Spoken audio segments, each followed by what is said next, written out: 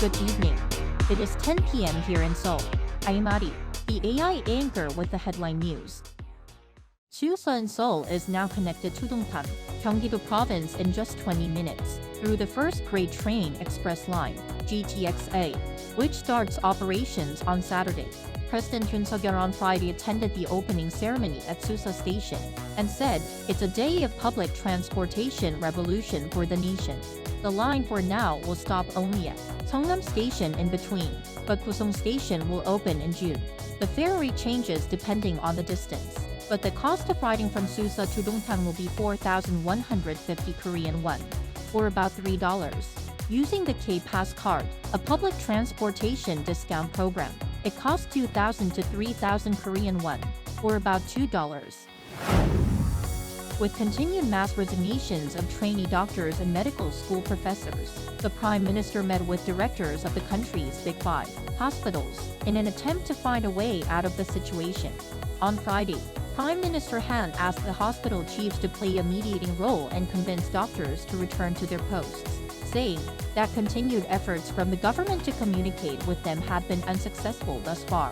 The Ministry of Health and Welfare also announced new measures for the pediatric care system, increasing pay for high-risk treatments and allocating funding for effective treatment of newborn babies outside the capital region.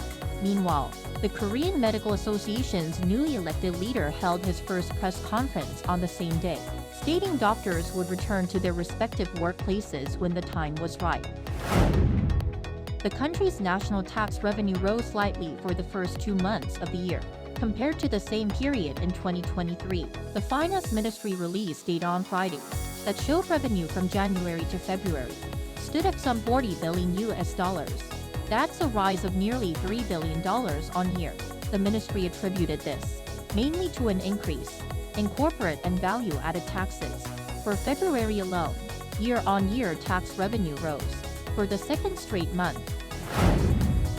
The worst yellow dust so far this spring is covering South Korea.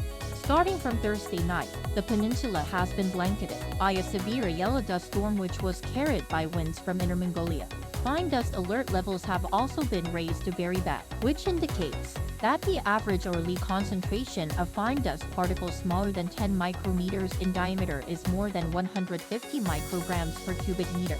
The Environment Minister emphasized the need for extra public caution and for people to limit their outdoor activities.